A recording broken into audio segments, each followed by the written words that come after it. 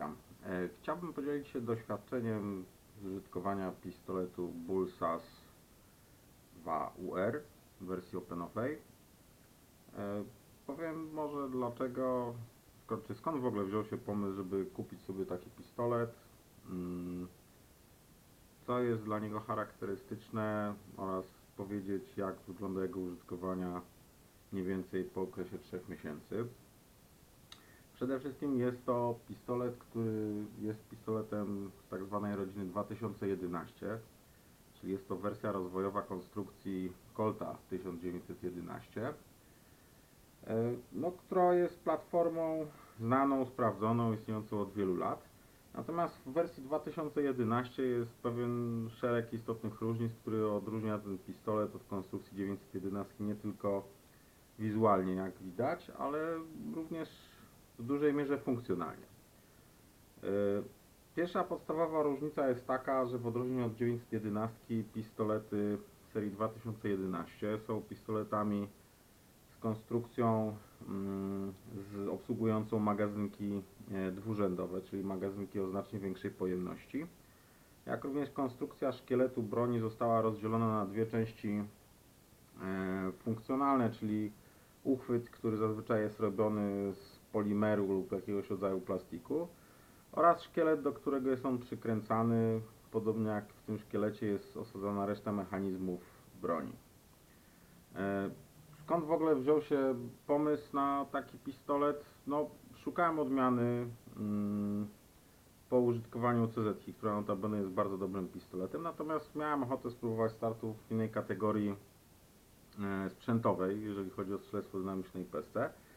No i obserwując tutaj zakupy kolegów i koleżanek, trafiłem na pistolety Bula, do których podchodziłem początkowo z dużym sceptycyzmem, a w pewnym momencie udało mi się postrzelać parę razy z tego pistoletu i stwierdziłem, że jest on znacznie, bardzo się różni od platformy CZ, z której do tej pory strzelałem. Natomiast posiada szereg fajnych cech, który spowodował, że uznałem, że jest to bardzo fajna platforma do tego, żeby taki pistolet sobie kupić, próbować z niego postrzelać, no i przede wszystkim dobrze się bawić. Jeżeli popatrzymy sobie na listę korzyści, które mamy wybierając tego typu platformę, przede wszystkim jest to platforma dojrzała w sensie takim, że stoi za tym bardzo duży rynek amerykański, który posiada dostęp po pierwsze do bardzo dużej ilości części, które możemy sobie, modyfikować lub naprawiać tego typu pistolet. Znane są rozwiązania większości problemów, jakie mogą występować na tej platformie. Jeżeli coś z taką platformą się dzieje, to mamy również możliwość po prostu zapytania się kogoś, kto ma doświadczenie z tą platformą i zazwyczaj na forach obcojęzycznych uzyskujemy od razu odpowiedź. Jeżeli chodzi o potencjalne wady tej platformy, to tutaj nie ukrywam, na pewno jest to koszt, tak, w sensie takim, że te pistolety są droższe, jak również droższe są do nich części. Jeżeli przyzwyczailiśmy się do poziomu cen w CZ, to może być dla nas problem. Z drugiej strony, jak to się mówi, kupujemy raz, płaczemy raz. I po pierwsze, ta platforma możliwości ma takie, jakie ma i czasami po prostu warto za to zapłacić. Chociaż być może wadą jest również to, że większość rzeczy w tym pistolecie trzeba albo dopasować, albo dać rusznikarzowi do poprawienia. Chociaż jeżeli mamy jakieś podstawowe zdolności manualne, wiele z tych rzeczy możemy zrobić sami. I to jest tyle, jeżeli chodzi o wady. Natomiast ten konkretny producent pistoletu, to co mi się bardzo podobało jeszcze, to jest to, że pistolet praktycznie po wyjęciu z pudełka strzela od razu. To strzela praktycznie na każdej amunicji. Dlaczego jest to ważne? Dlatego, że ten pistolet jest stworzony do klasy otwartej IPSC. Jako taki może strzelać zarówno tak zwaną zwykłą amunicją 9 mm, jak też również amunicją wzmocnioną, czyli amunicję spełniającą wymogi klasy Major w klasie IPSC Open. Co to oznacza w praktyce? No oznacza to w praktyce, że możemy strzelać z amunicji wzmocnionej, w której no, w dużym uproszczeniu ilość prochu, którą mamy w łusce, wypełnia tą łuskę praktycznie całkowicie. No i daje takie efekty specjalne, zarówno dźwiękowe, czyli ten pistolet jest znacznie głośniejszy. Po drugie, no jak gdyby strzela kłębami dymu, ewentualnie płomienia przy strzelaniu. I to jest coś normalnego dla tego pistoletu i to są jak gdyby efekt zamierzony do tego, żeby spowodować, żeby kompensator umieszczony na tym pistolecie działał tak należy. Jeżeli popatrzymy sobie na konstrukcję pistoletu, no to od razu widać, że to jest konstrukcja wyglądająca troszeczkę jak Space Gun. Jeżeli popatrzymy sobie na lufę, no to już widzimy, że podstawową różnicą jest to, że ta lufa jest po pierwsze bardzo gruba, po drugie jest zakończona takim kompensatorem, którego zadaniem jest ograniczanie podrzutu tej broni, dlatego że ona ze względu na tą amunicję wzmocnioną no, bardzo mocno kopie. Tak? Znaczy, gdyby tego kompensatora nie było, no to podejrzewam, że byłoby nam bardzo ciężko strzelać z tej broni. Benefitem tej konstrukcji jest to, że akurat w przypadku Bulla kompensator jest zintegrowany z lufą, czyli on nie będzie nam się odkręcał. No, wadą może być to, że jeżeli coś stanie nam się z kompensatorem, to mamy de facto do wymiany całą lufę. Patrząc dalej na konstrukcję pistoletu, tutaj mamy osłonę szkieletu, czyli to co Amerykanie nazywają dust cover. To jest akurat w wersji takiej wyciętej. Istnieje również wersja pistoletu, która ten fragment ma również cały wykonany z metalu bez tych wybrań. No i to powoduje, że osobom, które mają być może słabszy uchwyt, jest łatwiej utrzymać tego typu pistolet. Ja osobiście, no jak gdyby nie przeszkadza mi brak tej masy, być może wynika to z mojej, nie wiem, konstrukcji fizycznej preferencji, no albo najnormalniej w świecie być może po prostu nie jestem w stanie ocenić, że mogłoby być lepiej. Natomiast tak mówię, ten pistolet po wyjęciu z pudełka strzela od razu bardzo dobrze i z pewnością, żeby wykorzystać jego potencjał, będę się musiał jeszcze dużo uczyć. Patrząc dalej, no to co rzuca się w oczy, to jest oczywiście zamek z takimi bardzo ładnymi wybraniami. Gdyby przyszło nam na myśl przyładowywać ten pistolet łapiąc za zamek, no jest to możliwe, tak, tutaj z tyłu jesteśmy w stanie złapać i przyładować zamek. Natomiast służy do tego tak naprawdę taka fajna rączka, czyli raker, która jest zamoksowana na jaskółce, ogoń przykręcona śrubką. Wadą tego rozwiązania jest to, że musimy ją odkręcać przy każdym rozbieraniu pistoletu. Są takie rozwiązania, że mamy zamiast tej śrubki taką kulkę ze sprężynką i się to łatwiej i bez narzędzi wyjmuje i wkłada. Natomiast de facto jest to taki troszeczkę zbędny bajer, który tak naprawdę nie przeszkadza w użytkowaniu. Sam zamek jest odelżony. Tutaj mamy z przodu wycięcia, przez które widać wypalony chyba laserem napis na luświe SAS, natomiast generalnie powoduje to, że ten zamek jest bardzo lekki i seryjnie ten pistolet przychodzi ze sprężyną 9-funtową, co nie jest jakoś specjalnie mocną sprężyną. Są do niego dostępne sprężyny mocniejsze, słabsze, można używać też różnych systemów kompensacji podrzutu związanych z zastosowaniem jakichś sprężyn, żerdzi itd. Ja nie czułem na razie takiej potrzeby. Uczę się tego pistoletu, jeżeli w pewnym momencie zacznie mi to przeszkadzać, oczywiście będę się bawił w zmiany. Patrząc dalej, to co się na pewno rzuca w oczy, to jest po pierwsze podpórka pod kciuk i montaż kolimatora i sam kolimator. I teraz to co ja posiadam na moim pistolecie różni się troszeczkę od tego co Bull oferuje w serii, dlatego że Bull oferuje kolimator Nikko Stirling na montażu bullowskim z zintegrowaną podpórką. Natomiast z mojej perspektywy to rozwiązanie posiadało jak gdyby szereg wad. Ja po pierwsze, jako że jestem obdarzony wadą wzroku, no, nie widziałem wyraźnie tego znaku celowniczego, czyli tej kropki. I ona ani z mojej perspektywy, w mojej subiektywnej ocenie nie była ani specjalnie wyraźna. No i dodatkowo zintegrowana podpórka pod kciuk jakoś była w takim miejscu, że przy mojej wielkości dłoni no, nie byłem w stanie dobrze złapać i wykorzystać tej podpórki. Mój palec wisiał gdzieś tutaj w okolicach zakończenia tego przycisku zrzutu zamka, czy też bardziej bliżej osi, który utrzymuje nam lufę w miejscu. No i generalnie było to bezużyteczne. Co więcej, jak popatrzyłem sobie bliżej na pistolet Bula, no dla mnie akurat było to wadą, natomiast dla kogoś, kto chce po prostu wyjąć pistolet i strzelać, wcale tą wadą być nie musi. No było to, że system mocowania kolimatora jest skonstruowany inaczej niż w innych pistoletach serii 2011. W tym przypadku montaż Bula jest realizowany w taki sposób, że mamy 3 dziurki zamiast 5 i te dziurki, czy oś tych dziurek jest pochylona mniej więcej około 1 stopień ze względu na to, że lufa w momencie, gdy jest zablokowana w zamku, jest właśnie pod takim kątem w stosunku do osi lufy. No i trzeba skompensować ten kąt po to, żeby można było wyregulować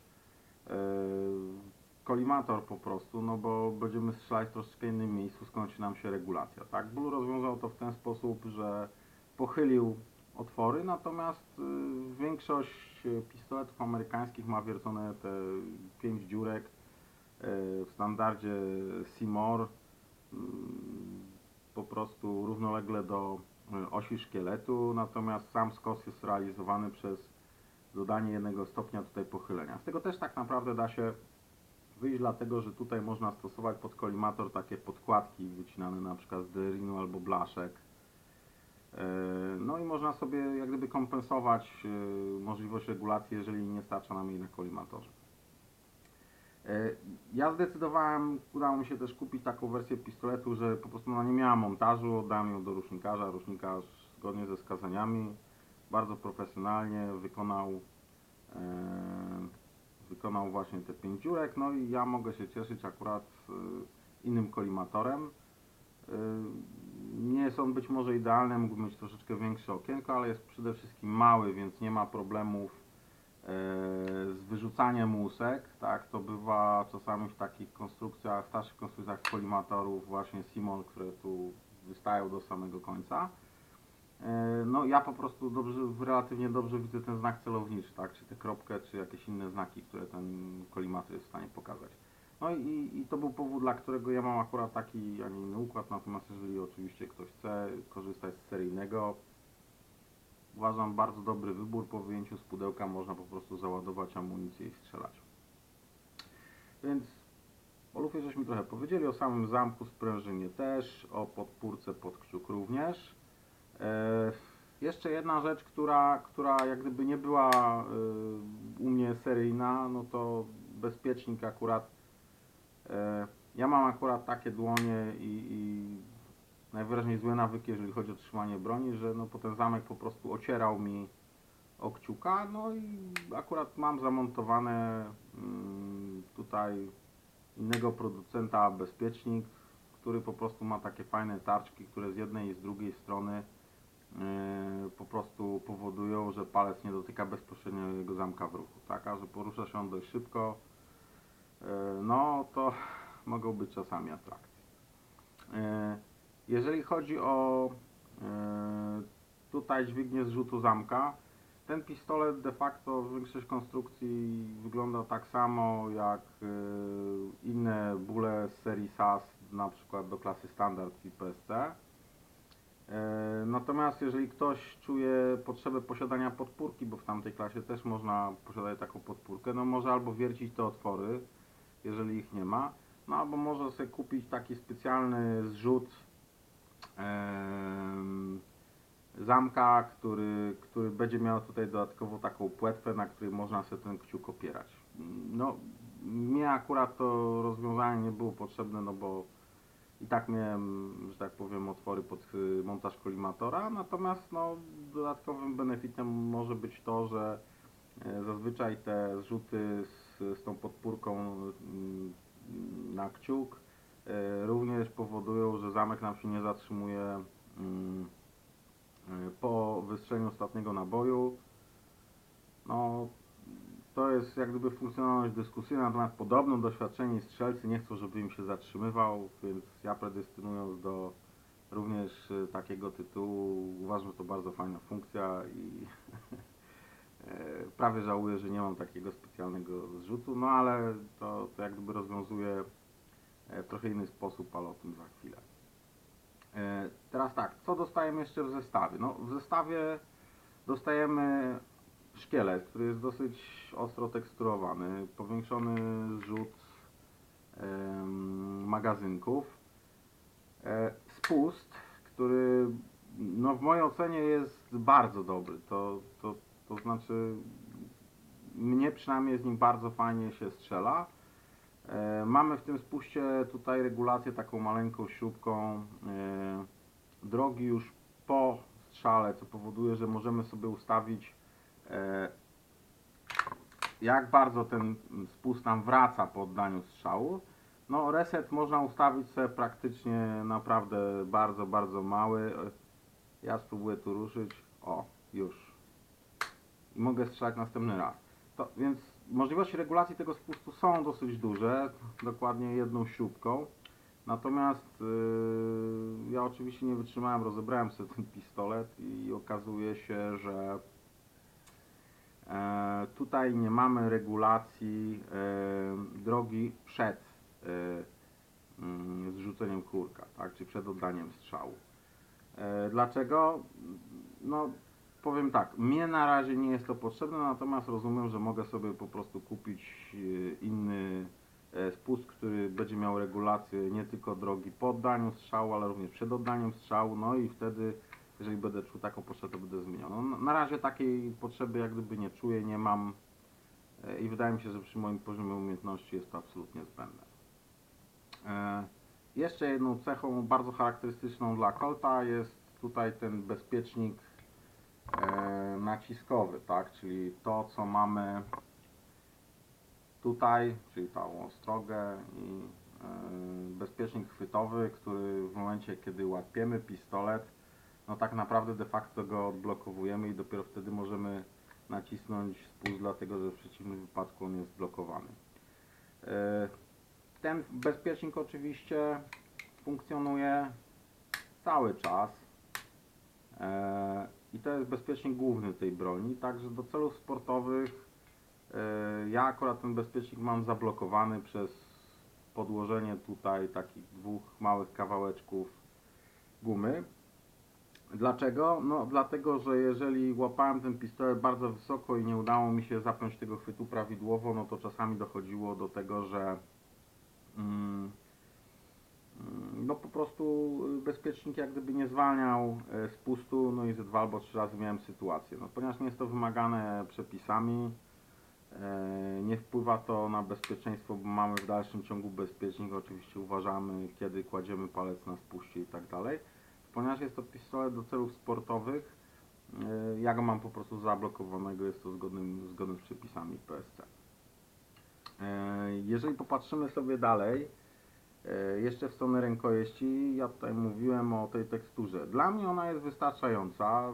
Ręce najwyraźniej nie pocą mi się dość, ja nie używam żadnej magnezji, albo być może poziom mojego profesjonalizmu jeszcze nie jest wystarczający, żebym używał tego typu środków. Natomiast generalnie on jest dla mnie wystarczająco przyczepny, nie czuję potrzeby, żeby to zmieniać. Gdybym taką potrzebę czuł, no to mogę poprosić jakiegoś specjalistę o stippling, czyli poprawienie tej tekstury lutownicą. Albo tak w moim poprzednim pistolecie mogę po prostu wziąć, posmarować to żywicą epoksydową i posypać korundem. Tak? Czyli będę miał taki papierek ścierny. Natomiast takiej potrzeby na razie nie odczuwam. Skoro coś działa, to wydaje mi się, że nie ma sensu tego modyfikować, psuć ani zmieniać. Tak? Co jeszcze? No, rzucającym się w oczy elementem jest lejek magazynka. No to jest po części element konstrukcyjny, dlatego że nam tu trzyma elementy uchwytu razem. Natomiast no rzeczywiście bardzo wydatnie poprawia ładowanie magazynków. Natomiast jeżeli chodzi o same magazynki, no to w zestawie dostajemy 3 tego typu magazynki. Bardzo fajnie, porządnie wykonane, o pojemności 19 naboi. Przy czym oczywiście, jeżeli mamy już ostatni 19 nabój, to on już wchodzi dosyć ciężko i próby włożenia tego magazynka no, mogą spowodować, że będziemy musieli to wykonać z większą siłą, chociaż powinniśmy to robić delikatnie i na pewno nie przy otwartym zamku, dlatego że wtedy możemy uszkodzić wyrzutnik. Tak? Czyli jeżeli za mocno, za gwałtownie dopchniemy przy otwartym zamku, no to możemy uszkodzić wyrzutnik, no i oczywiście będzie to skutkowało na przykład tym, że nie będziemy mogli potem tego magazynka wyjąć. To, co ja sobie zrobiłem w ramach takich zabaw z magazynkami, no to ja dokleiłem sobie takie kawałki blaszki miedzianej. Powinna być mosiężna, ja akurat dokleiłem miedzianą. Po co? No dlatego, że magazynki w tym momencie po pierwsze łatwiej opuszczają rękojeść, kiedy są puste, nie trzeba żadnych wymachów robić. Po drugie, jeżeli zwrócimy uwagę, broń jest oczywiście rozładowana, magazynek pusty. Jeżeli wkładamy taki magazynek, to bez tego elementu naprawdę mnie osobiście było ciężko ten magazynek włożyć. Tak? To znaczy brakowało mi tutaj czasami, parę razy zdarzyło mi się nie dopiąć magazynków, stąd no, albo mogłem zapakować większe stopki, ale że to są to głównie moje magazynki treningowe, no to po prostu dokleiłem kawałek zamiast kupować, nie wiem, stopki po 120 zł. Tak. Magazynki wychodzą, są bardzo dobre, tak jak powiedziałem, ja używam ich głównie do treningów. Dlaczego? No, dlatego, że startując w kategorii Open, częściej używamy magazynków długich i tu używam dwóch rodzajów magazynków. Pierwszy to jest magazynek bulowski, który mieści chyba 27 sztuk amunicji i on posiada sam taką śmieszną plastikową stopkę. No oczywiście jest to wszystko zrobione w tym celu, żeby spełnić wymóg klasy OpenVPSC, czyli żeby ta odległość nie była większa niż 170 mm, tak, czyli 17 cm. Sprawdzałem to na razie z jakimiś innymi stopkami, powiem szczerze, no można cudować, ale większej pojemności to mi chyba i tak to nie przyniesie, bo ta stopka jest naprawdę płaska. No więc jeżeli chciałbym zmienić ze względu na materiał, natomiast no, działa nie ma sensu zmieniać. Jedyne co można byłoby zmienić, no to jest ten donośnik, czy jak to woli follower, który chodzi sobie tak sobie, musiałem go tutaj podpiłować w dwóch miejscach, dlatego że on jest po pierwsze dosyć wysoki i przez to tracimy trochę na pojemności magazynka, ale być może zyskujemy na jego pewności działania. Po drugie, no on czasami mi się tutaj blokuje, ale tak mówię, no to jest kwestia dotarcia, to jest niewiele używany magazynek, więc podejrzewam, że z czasem mu przejdzie, tak? Drugim magazynkiem, którego używam, to jest magazynek SPS. Ten już jest jak gdyby no, inaczej wykonany, ma w ogóle inaczej zarówno skonstruowany donośnik, jak i same szczęki. I tutaj mamy większą pojemność, mamy pojemność 29 nabojów, natomiast w magazynku. Natomiast wszystkie te magazynki to jest tak zwany typ magazynków para, czyli one w stosunku do magazynków STI-owych no, różnią się tym, że mają takie specyficzne nacięcie, STI mają troszeczkę inne i w konsekwencji jak gdyby te magazynki nie są w pełni wymienne. Tak? Chociaż zdaje się, że się stare magazynki STI da przerobić na para, ale powiem szczerze, nie próbowałem i jak gdyby no, nie miałem takiej potrzeby. Teraz jeżeli chodzi o samą eksploatację i to z czego strzelamy. Ja wspominałem wcześniej o tym, że to jest pistolet strzelający w klasie Major, czyli amunicją wzmocnioną. W IPSC akurat określa się to jakby wymóg, który należy spełnić, nazywa się osiągnięcie określonego power factora, czyli minimalny power factor 160, czyli bierzemy pocisk o gramaturze minimum 120 grainów, zazwyczaj jest to 123 albo 124 grainy. Mnożymy przez zmierzoną prędkość wylotową w stopach na sekundę, dzielimy przez 1000 i wychodzi nam coś w granicy na przykład, nie wiem, 165, 167, no i mamy wtedy amunicję tak zwaną majorową, możemy strzelać.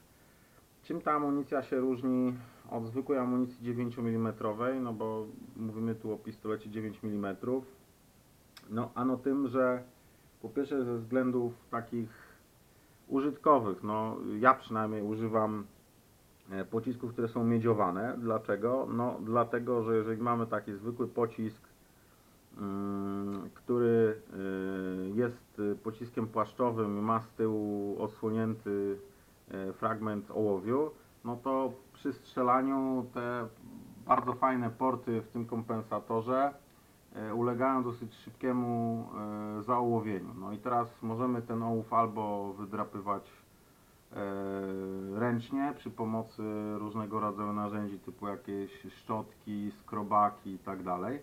Jest to zajęcie mega upierdliwe, no a jak gdyby zmienia nam zachowanie kompensatora i zbyt dużo odkładania się tego ołowu na pewno dobrze pistoletowi nie służy.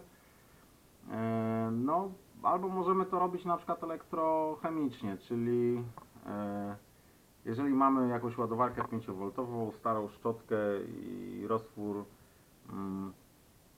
kwasu octowego z wodą, no to możemy sobie zmajstrować, że tak powiem, małą kąpiel elektrolityczną i spowodować, że nam ten ołów będzie emigrował z lufy na starą szczotkę. To można oczywiście robić, natomiast jest to proces dosyć długi, on trwa parę godzin. No, łatwiej i prościej jest wyskrobać, natomiast jak już sobie raz wyskrobiemy, no to żeby nam się ten ołów nie osadzał, no to po pierwsze właśnie używamy tych pocisków miedziowanych, dlatego że one są całe pokryte miedzią, nie zostawiają tego ołowu praktycznie w ogóle.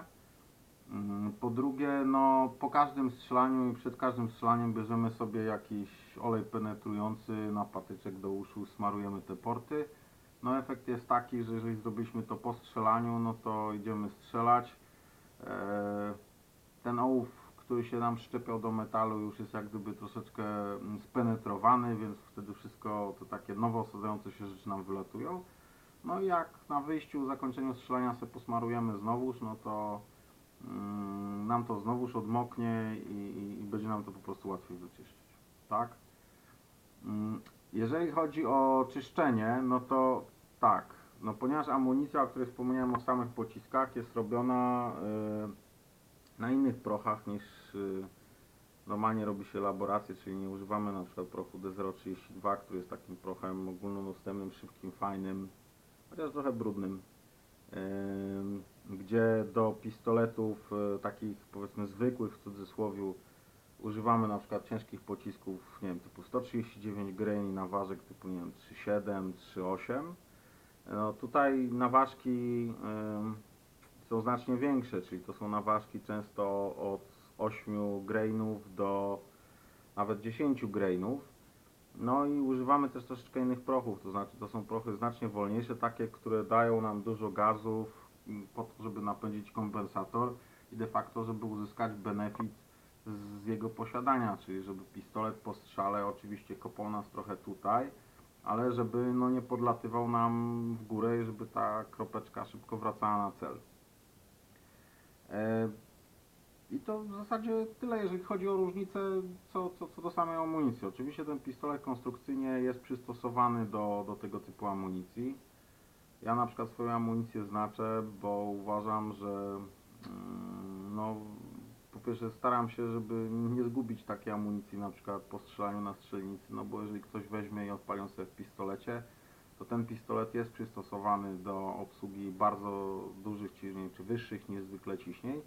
Natomiast jeżeli ktoś to sobie włoży do zwykłego pistoletu, no to oczywiście przy amunicji majorowej może mu się uda wystrzelić parę razy, natomiast no, w najlepszym razie to doprowadzi do szybszego zużycia elementów broni, No a w najgorszym, no to po prostu może mu albo, nie wiem, rozerwać łuskę w komorze, albo no różne rzeczy mogą się zdarzyć, tak? Ja wolałbym tego typu scenariuszy nie realizować, więc swoją amunicję znaczę i dbam o to, żeby nikt poza mną jej nie używał, tak?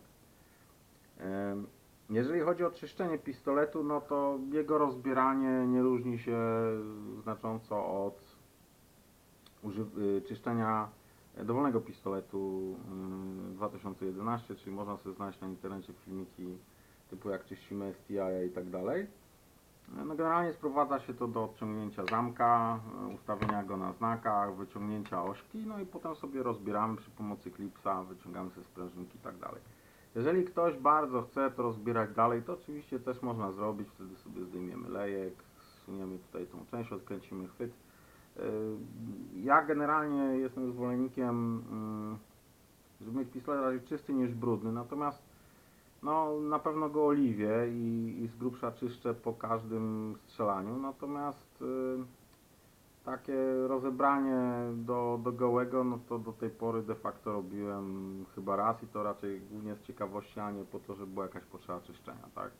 Pistolet oczywiście ze względu na dużą ilość gazów prochowych, no dosyć mocno się brudzi, no ale to są rzeczy, które możemy ogarnąć normalnie po zdjęciu zamka, wyjęciu lufy, wyczyszczeniu tego wszystkiego, przetarciu na smarowanie i znów możemy strzelać. Tak więc tak długo jak pistolet jest nasmarowany i to raczej nie smarem, no nie wiem, ja smaru używam tylko przy przycisku zwalniacza magazynka, a całą resztę no smaruję po prostu olejem, tak. Jak jest zimniej, no to takim raczej lekkim olejem, a jak jest trochę cieplej, no to ten olej może być trochę taki bardziej gęściejszy, żeby się trzymał, tak. Jeżeli przesadzimy ze smarowaniem i ten olej nam zgęstnieje, no to mogą być jakieś tam kłopoty z przeładowaniem, ale to, no to jak sama nazwa wskazuje, skoro jest to wyścigowa bestia, jeżeli nie traktujemy jej jak sportowego samochodu, no to efekty też są mało sportowe, tak. Natomiast muszę powiedzieć, że generalnie w trakcie wystrzelenia, no powiedzmy, nie wiem, 2,5-3 tysięcy nabojów, no nie miałem żadnego kłopotu z amunicją, w sensie, nie wiem, nie miałem blokad fajek i tak dalej. No być może wynika to z tego, że mam go za krótko, może się nie dotarł, albo może po prostu jest jeszcze za ciepło i nie mam kłopotów związanych na przykład z tym, że użyłem złego olejku do smarowania. Natomiast no, jak gdyby obserwując to, jak działają inne pistolety w podobnych warunkach, no muszę powiedzieć, że na chwilę obecną jestem dosyć mile rozczarowany tym, że w przypadku tego pistoletu nie miałem żadnych takich niespodzianek typu, że coś mi nagle przestało działać, tak. No ale oczywiście nie startuję na Mistrzostwach Świata, więc jak gdyby to jest mały problem. No, reasumując, bardzo fajny pistolet, dobra platforma, aczkolwiek każdemu, kto chciałby kupić pistolet, to już tak generalnie, nie tylko taki, no to sugerowałbym, żeby no jak gdyby ze względu na wielkość własnej ręki zobaczyć, czy nam ten pistolet leży. On ma też trochę inny kąt rękojeści, na przykład CZ, ale to są takie rzeczy, do których się szybko przyzwyczajamy, jeżeli ten pistolet nam generalnie leży w ręce. No ja z czystym sumieniem jestem w stanie go polecić. Uważam, że jest to bardzo fajne rozwiązanie z możliwością dostosowywania, jak mi nie wiem, no kiedyś na przykład pokaże jakiś nowy super hiper kolimator, no to mając standardowe dziurki jestem w stanie jakby powymieniać to, co mam w tej chwili, na coś takiego, co mi będzie pasowało, tak. Do tej pory, tak mówię, no nie wymieniałem w tym pistolecie, no poza dołożeniem tych elementów, które były niezbędne do działania, praktycznie niczego. Problemu z amunicją nie ma. Jeżeli potrzebuję jakiejś części, no to mogę ściągnąć je ze Stanów, natomiast również nasi lokalni dystrybutorzy posiadają całkiem niezłą, niezły zapas części zamiennych i gadżetów do tych pistoletów, chociaż czasami, no powiem tak, ceny magazynków na przykład 170 mm potrafią rzeczywiście człowieka powalić.